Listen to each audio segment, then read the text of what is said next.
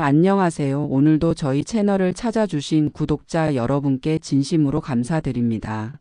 오늘 들려드릴 이야기는 참 많은 생각을 하게 만드는 사연입니다. 때로는 인생이 왜 이렇게 가혹할까 싶다가도 돌이켜보면 모든 것이 필연이었구나 하는 깨달음을 주는 그런 이야기죠. 여러분도 살아오시면서 내 인생 참 팍팍하다 싶으셨던 순간들이 있으셨을 겁니다. 하지만 오늘 이 이야기를 듣고 나시면 어쩌면 여러분의 삶도 다른 시선으로 바라보게 되실지도 모르겠습니다.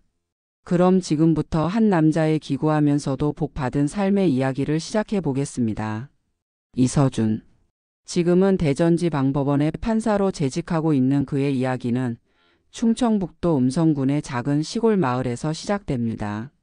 1978년 겨울 눈이 펑펑 내리던 그날.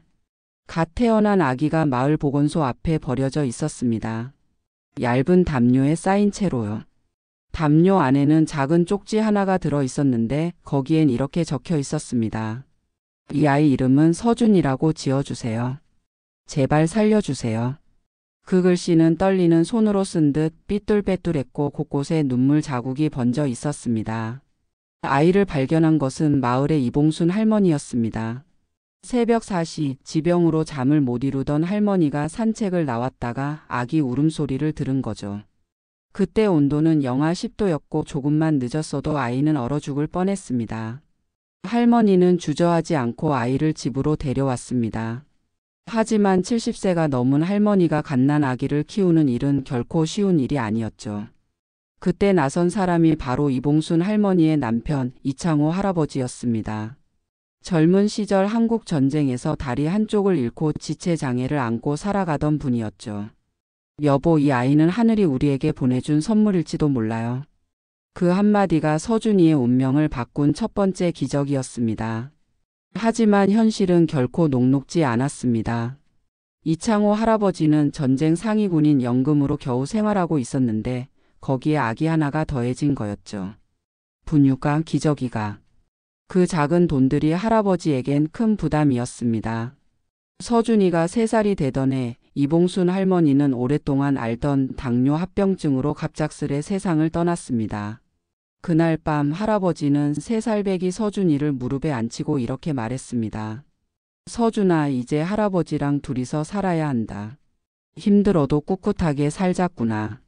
목소리는 떨렸지만 서준이를 바라보는 눈빛만큼은 단단했습니다. 그때부터 두 사람의 진짜 고생이 시작됐습니다. 할아버지는 절뚝거리는 다리로 새벽부터 밤늦게까지 일했습니다. 농사일, 품팔이, 남의 집 대청소까지. 할 수 있는 일이라면 뭐든지 하셨어요. 서준이는 그런 할아버지의 모습을 보며 자랐습니다. 다른 아이들은 엄마 아빠와 놀이터에서 뛰노는데 서준이는 일하는 할아버지를 멀리서 바라보는 게 일상이었죠. 초등학교에 입학하던 날도 마찬가지였습니다. 친구들은 새 옷, 새 신발, 새 가방을 들고 왔지만 서준이는 할아버지가 밤새 기워주신 헌 옷을 입고 가야 했어요. 할아버지, 저도 다른 친구들처럼 새 가방 갖고 싶어요. 8살 서준이의 말에 할아버지는 잠시 말이 없었습니다. 그러다 조용히 말씀하셨죠. 서준아, 새 것이 좋은 게 아니야. 오래 쓸 수 있는 게 진짜 좋은 거란다. 며칠 뒤 할아버지는 시장에서 중고 가방 하나를 사오셨습니다. 가죽이 해져 기워진 자국이 있었지만 정성껏 닦아 반짝이도록 만들었어요. 이 가방은 할아버지가 젊었을 때 쓰던 거야. 이제 서준이가 써라. 그때는 몰랐습니다. 그 가방이 할아버지의 소중한 추억이 담긴 유일한 물건이라는 걸요. 초등학교 3학년이 되던 봄날 우체부 아저씨가 서준이 앞으로 온 편지 한 통을 건넸습니다. 이서준 군 앞으로 온 편지입니다. 놀란 할아버지는 편지를 열었습니다.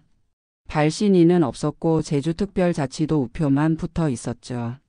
편지를 읽던 할아버지의 손이 떨리기 시작했습니다. 서준아, 하늘이 우리를 버리지 않았구나. 편지에는 이렇게 적혀 있었습니다. 서준이에게 안녕 서준아. 너를 아는 어떤 사람이야. 너와 할아버지가 어렵게 사는 걸 알고 있어. 매월 20만 원씩 생활비를 보내줄게. 그 돈으로 맛있는 것도 먹고 필요한 것도 사렴. 궁금하겠지만 나는 누구인지 알려줄 수 없어. 다만 너를 진심으로 걱정하고 있다는 것만 알아두렴. 공부 열심히 하고 할아버지 말씀 잘 들어야 해. 너를 응원하는 사람이. 편지와 함께 1987년 당시 큰 돈이던 20만 원이 들어 있었습니다. 그날 밤 할아버지는 서준이를 안고 한참을 울었습니다. 그 이후로 매달 같은 날짜에 편지가 도착했습니다. 생활비와 함께 짧은 응원의 문장이 늘 따라왔습니다. 서준아, 성적표를 봤어. 잘했구나. 계속 힘내. 할아버지께서 아프시다 들었어. 병원에 가보세요. 서준이가 키가 많이 컸다던데. 따뜻한 옷 사렴. 편지를 보낸 사람은 어떻게 이 모든 걸 알고 있는 걸까요? 두 사람은 놀라움과 감사 속에서 하루하루를 살아갔습니다. 하지만 중학교에 들어가면서 서준이는 서서히 변하기 시작했습니다. 친구들은 부모와 함께 해외여행을 가고 비싼 운동화를 신었지만 서준이는 중고 옷을 고르기 위해 시장을 돌았죠. 할아버지, 나는 왜 부모님이 없어요? 다른 친구들처럼 엄마 아빠가 있었으면 좋았을 텐데. 그 말에 할아버지는 깊은 한숨을 내쉬며 결국 모든 진실을 털어놓았습니다. 서준이가 버려졌던 아이였고 친부모에 대해 아는 것이 없다는 사실까지요. 그날 이후 서준이는 말수가 줄었고 마음의 문을 닫기 시작했습니다. 학교를 빠지고 PC방에 가거나 나쁜 친구들과 어울리기도 했습니다. 그 모든 행동은 후원자가 보내준 돈으로 이뤄졌죠. 서준아, 그러면 안 된다. 그분이 보내주시는 건 소중한 마음이야. 할아버지는 몰라요. 난 그 사람이 누군지도 모르는데 왜 돈을 받아야 해요? 자선이에요? 동정이에요? 서준이의 반항은 깊어졌고 결국 사건이 벌어졌습니다. 중학교 3학년 겨울 친구들과 함께 훔친 오토바이를 타다 사고를 낸 것입니다. 다친 사람은 없었지만 수리비만 300만 원이 넘는 큰 돈이 필요했죠. 그 사실을 들은 할아버지는 아무 말 없이 방에 앉아 계셨습니다. 서준아, 할아버지가 뭘 잘못했을까? 그 한마디에 서준이는 심장이 철렁했습니다. 자신의 잘못으로 할아버지가 얼마나 괴로워하시는지 처음으로 실감했죠. 그런데 그 사건 직후 할아버지가 갑자기 쓰러지셨습니다. 심근경색이었습니다. 환자분이 위험합니다. 수술을 해야 합니다. 비용은 800만 원 정도 예상됩니다. 서준이는 절망했습니다. 사고 배상금에 수술비까지. 도저히 감당할 수 없는 금액이었습니다. 동네를 돌며 무릎 꿇고 도움을 청했지만 모두 사정이 어렵다며 거절했습니다. 그때 병원 복도에서 울고 있던 서준에게 간호사가 다가왔습니다. 너한테 편지가 왔더라. 편지 봉투는 이전과 같았습니다. 다만 이번엔 두툼했죠. 편지를 열자 그 안엔 이렇게 적혀 있었습니다. 서준아, 할아버지께서 많이 아프시다 들었어. 내가 저지른 실수도 알고 있어. 사람은 누구나 실수를 해.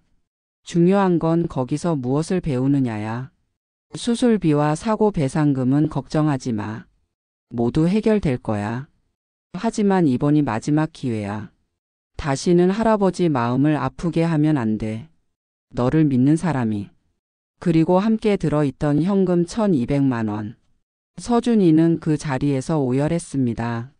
자신 같은 아이를 여전히 믿어주는 사람이 있다는 게 믿기지 않았고 너무 고마웠습니다.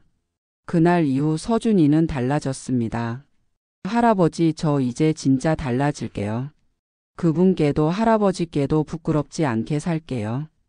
그 약속을 지키기 위해 그는 진심으로 변하기 시작했고 단 한 번도 뒤를 돌아보지 않았습니다.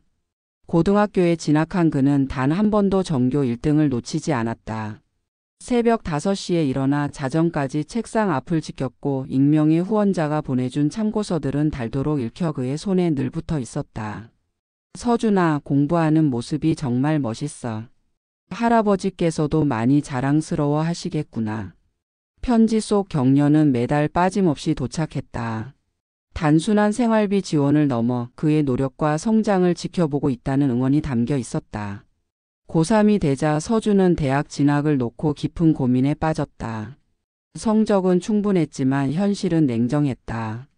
등록금과 생활비를 감당하기엔 그의 형편은 턱없이 부족했으니까. 하지만 후원자는 이미 그 고민조차 예상하고 있었다. 서준아, 법학과에 진학하면 어떨까? 내 성격을 보니 정의로운 사람이 될 것 같아. 등록금과 생활비는 걱정하지 마라. 그렇게 서준은 서울의 명문대학교 법학과에 진학했다. 전액 장학금까지 얻게 된 그는 더욱 열심히 살아야겠다는 다짐으로 가득했다. 아르바이트로 용돈을 벌고 학점은 항상 어를 유지하며 누구보다 성실한 대학 생활을 이어갔다. 틈틈이 고향의 할아버지에게 전화도 빠뜨리지 않았다. 할아버지, 저 열심히 잘 지내고 있어요. 건강하세요. 우리 서준이 정말 장하다. 할아버지는 너만 바라보고 산다. 그 따뜻한 목소리 하나가 서준에게는 어떤 장학금보다 큰 힘이었다. 대학 4학년 그는 사법고시를 준비하며 매일 15시간 이상을 공부했다. 치열한 시간 속에서 어느 날 운명처럼 한 사람이 다가왔다. 바로 같은 과 후배 김민정이었다. 민정은 부유한 가정에서 자랐지만 겸손하고 따뜻한 심성을 지닌 학생이었다. 그녀는 선배에게 조심스레 말을 건넸다. 선배, 혼자서 공부하면 힘들 텐데 같이 스터디하면 어때요? 그 작은 제안은 이내 특별한 인연의 시작이 되었다. 둘은 공부를 함께하며 서로를 알아갔고 점점 서로에게 없어선 안 될 존재가 되어갔다. 민정은 서준의 과거를 모두 들었지만 한 번도 흔들리지 않았다. 오히려 그런 시절을 이겨낸 서준을 존경한다고 말하며 깊은 존중을 보냈다. 서준이 오빠는 정말 대단해요. 저도 오빠처럼 강한 사람이 되고 싶어요. 그녀의 말은 서준이 처음으로 자신의 과거를 부끄럽지 않게 느끼게 만든 순간이었다. 3년의 고된 준비 끝에 서준은 사법고시에 합격했다. 그것도 전국 10등이라는 빛나는 성과로. 그날 그는 평생 잊지 못할 두 통의 전화를 받았다. 하나는 할아버지의 울먹인 목소리. 서준아, 할아버지가 살아서 이런 나를 볼 줄이야. 정말 자랑스럽다. 그리고 또 하나는 익명의 후원자에게서 온 편지였다. 서준아, 정말 축하해. 내가 이렇게 훌륭하게 성장한 모습을 보니 내 마음도 뿌듯해. 이제 정말 멋진 어른이 되었구나. 그는 사법연수원을 마친 뒤 민정과 결혼을 약속했다. 사랑의 크기도 컸지만 민정의 부모님이 서준을 친아들처럼 품어준 그 따뜻함이 결정적이었다. 서준아, 우리 민정이를 부탁한다. 그리고 앞으로는 우리도 내 부모라고 생각해라. 그 말에 서준은 처음으로 진짜 가족의 온기를 느꼈다. 결혼을 준비하던 어느 날 그는 오래전부터 미뤄왔던 일을 결심했다. 바로 그토록 궁금했던 후원자에게 감사 편지를 쓰는 일이었다. 며칠을 고민한 끝에 서준은 손수 펜을 들었다. 저를 지금까지 도와주신 분께 안녕하세요. 이서준입니다. 벌써 20년이 넘는 시간 동안 저를 후원해 주시고 지켜봐 주셔서 정말 감사합니다. 어린 시절 제가 얼마나 철없었는지 아시잖아요. 할아버지 마음도 아프게 하고 사고도 치고. 그때마다 저를 포기하지 않고 다시 기회를 주셔서 고맙습니다. 이제 저는 판사가 되었습니다. 그리고 좋은 사람을 만나 결혼도 하게 되었어요. 이 모든 것이 선생님의 도움 없이는 불가능했을 것입니다. 정말 언젠가는 꼭 뵙고 싶습니다. 그리고 직접 감사 인사를 드리고 싶어요. 결혼식은 12월 24일 오후 2시 서울 강남구 소재 그랜드 호텔에서 합니다. 혹시 시간이 되신다면 정말 영광일 것 같습니다. 평생 감사하며 살겠습니다. 이서준 올림. 며칠 후 답장이 도착했다. 서준아, 내 편지를 받고 정말 기뻤어. 그동안 얼마나 고생이 많았을까. 결혼 축하해. 분명 행복한 가정을 꾸릴 거야. 결혼식에는 아마 갈 수 있을 것 같아. 하지만 너무 부담스러워하지는 말아라. 그냥 멀리서 내 행복한 모습을 보는 것만으로도 충분해. 너를 사랑하는 사람이. 결혼식 날 서준의 마음은 조금 들떠 있었다. 언젠가 꼭 만나고 싶었던 그 사람을 오늘 마침내 볼 수 있을지도 모른다는 설렘과 떨림이 그의 가슴을 조용히 두드리고 있었다. 2006년 12월 24일 크리스마스 이브. 서준과 민정의 결혼식이 열리는 날이었다. 할아버지는 평생 가장 멋진 정장을 입고 지팡이를 짚으며 등장했다. 눈시울이 붉어진 그 모습은 오늘 하루 내내 주변 사람들의 마음을 울렸다. 민정의 가족과 친구들, 대학 동기, 직장 선후배들까지 식장은 따스한 축하의 분위기로 가득 찼다. 하지만 서준의 눈은 자꾸만 뒤쪽을 향해 있었다. 혹시나 하는 마음이었다. 오빠 누구 찾고 있어요? 민정이 조용히 물었다. 아니야, 그냥. 혹시 오셨을까 해서. 신부 입장곡이 울려 퍼지고 민정이 아버지의 손을 잡고 들어오던 그 순간. 식장 뒤쪽 문이 조용히 열렸다. 검은 정장을 입고 얼굴이 반쯤 가려진 모자를 눌러 쓴 중년 여성이 조심스럽게 문을 열고 식장 안으로 들어왔다. 한 손엔 하얀 봉투가 들려 있었다. 그녀는 아무 말 없이 맨 끝자리에 앉아 조용히 결혼식을 바라보았다. 주례가 끝나고 서준이 민정의 부모님께 큰 절을 올리는 그 순간 누군가 흐느끼는 소리가 들려왔다. 뒤돌아본 서준의 눈에 눈물을 훔치는 그 여인의 모습이 들어왔다. 주저없이 그는 그녀에게 다가갔다. 혹시 저에게 오랫동안 편지를 보내주신 분이신가요? 그녀는 잠시 머뭇거리더니 천천히 고개를 끄덕였다.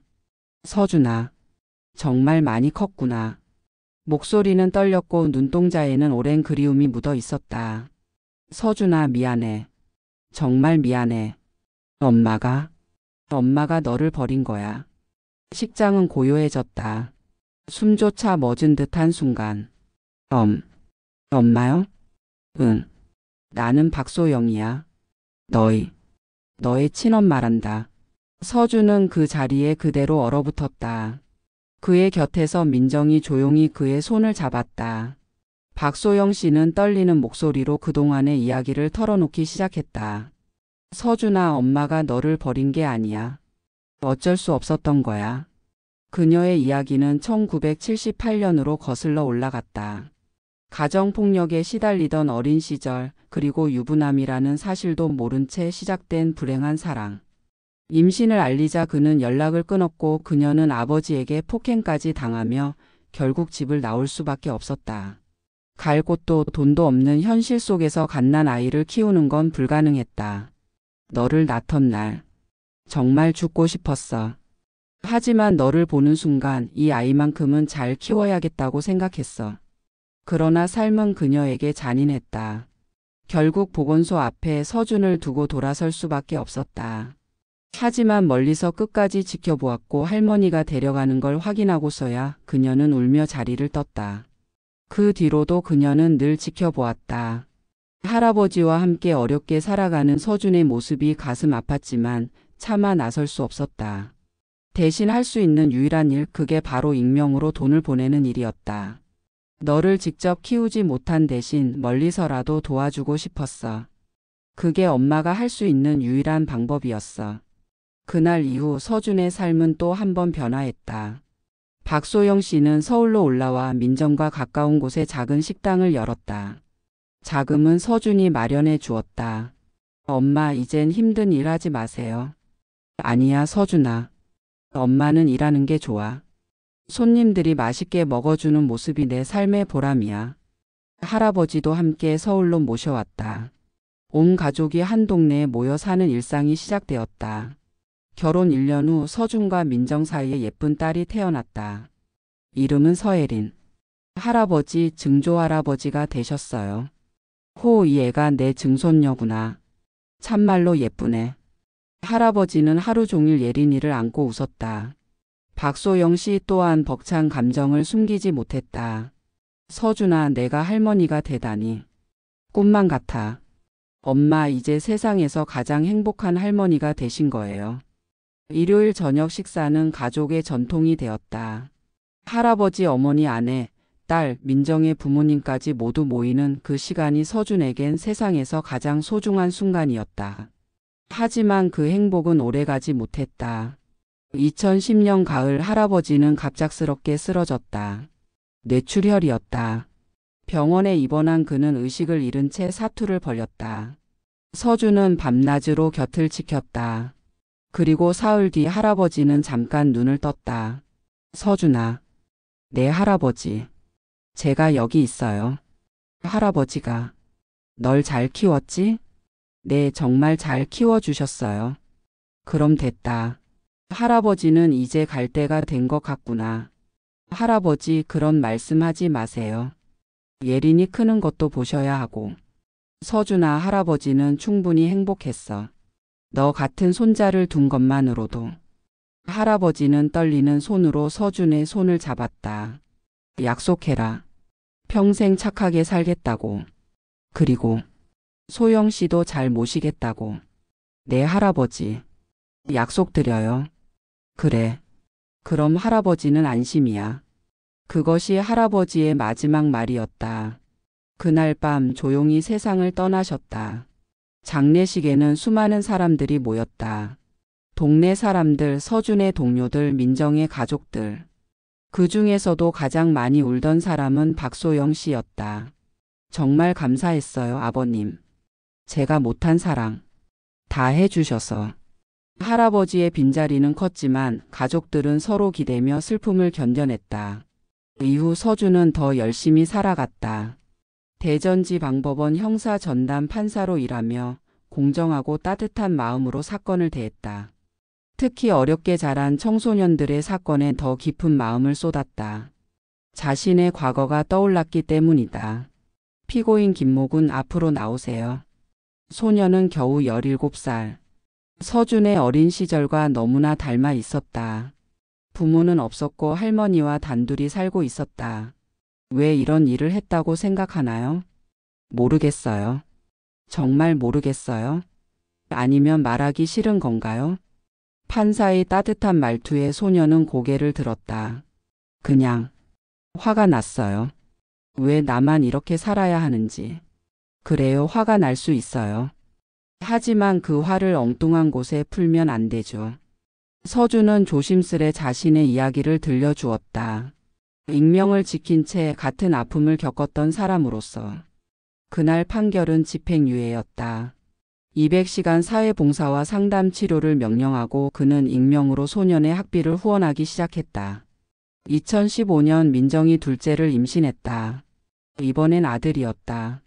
여보, 이름을 뭐라고 지을까? 창호 어때요?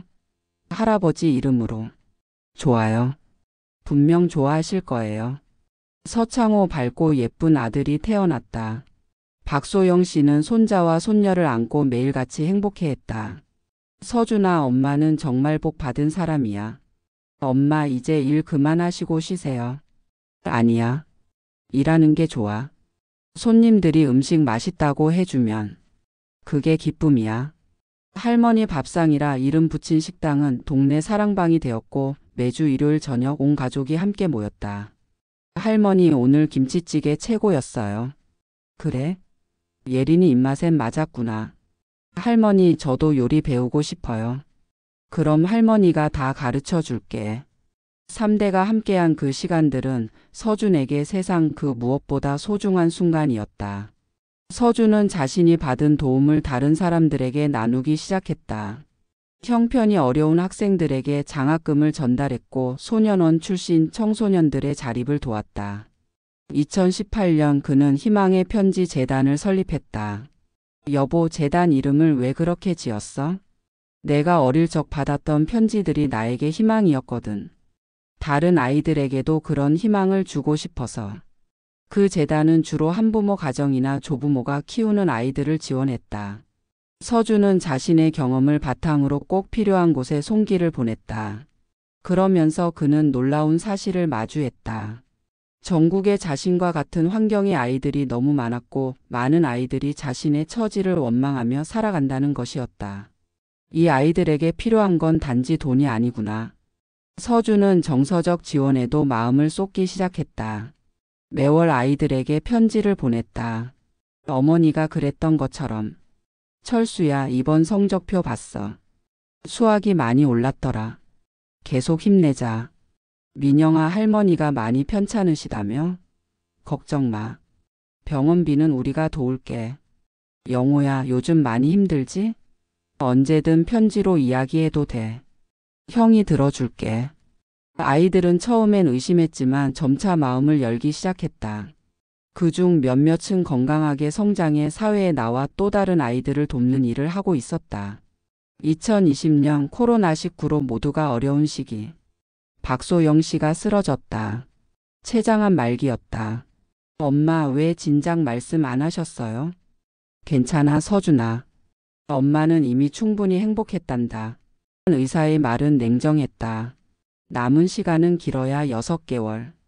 박소영 씨는 남은 시간 동안 손자, 손녀와 더 많은 시간을 보내려 했다. 할머니 아프면 안 돼요. 예린아 할머니 안 아파. 너희들만 보면 웃음이 나와.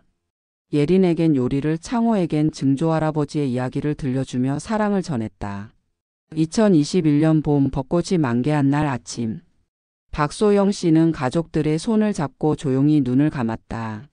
서준아, 엄마는 정말 행복했어. 너를 다시 안을 수 있어서, 손주들을 볼 수 있어서. 장례식이 끝난 후 서준은 오랫동안 깊은 생각에 잠겼다. 할아버지의 사랑, 어머니의 헌신, 아내와 장인의 품, 자신이 받은 수많은 손길들. 그는 깨달았다. 내 인생은 기구했지만 동시에 정말 복받은 인생이었구나. 서준은 그 사랑을 세상에 다시 흘려보내기로 결심했다. 희망의 편지 재단은 점점 성장해 전국 단위로 확대되었고 그는 매주 주말마다 소년원을 찾아 아이들과 눈을 맞췄다. 선생님, 우리 같은 애들도 잘 살 수 있을까요? 그럼. 중요한 건 포기하지 않는 거야. 그리고 좋은 사람을 만나는 거지. 그런 사람을 어떻게 만나요? 먼저 내가 좋은 사람이 되어야 해. 그러면 반드시 좋은 사람들이 너를 찾아올 거야. 2023년 딸 예리는 사회복지학과에 진학했다. 아빠처럼 남을 돕고 싶어요. 쉽지 않을 거야. 괜찮아요. 할머니가 그랬잖아요. 받은 만큼 주라고. 예리는 재단 일도 도왔고 창호는 또래 상담 동아리를 만들어 활동했다. 가족 모두가 선한 영향력을 나누는 삶을 살고 있었다. 현재 서준은 55세. 대전지방법원 부장판사로 재직하며 따뜻하고 공정한 시선으로 사람을 대하고 있다. 희망의 편지 재단은 매년 1000여 명의 아이들을 돕고 있으며 그가 가장 기뻐하는 순간은 과거 도움받았던 아이들이 다시 찾아올 때다. 판사님 기억하세요? 15년 전 편지 써주셨던 김민수예요. 민수야. 그래 잘 지냈구나. 덕분에 사회복지사가 되어 저도 누군가를 돕고 있어요.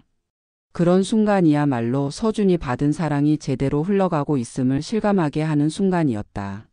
어느 저녁 서준은 어머니 사진 앞에 앉아 속삭였다. 어머니 이제야 알 것 같아요. 왜 그토록 행복하다고 하셨는지. 받은 사랑을 나누며 사는 삶이 정말 행복하다는 걸요. 사진 속 어머니는 여전히 따뜻한 미소를 짓고 있었다. 그리고 오늘도 서준은 새로운 편지를 쓴다. 어딘가에서 희망을 잃은 누군가에게 닿기를 바라는 마음으로. 누군가의 작은 손길이 누군가에겐 전부가 될 수 있다.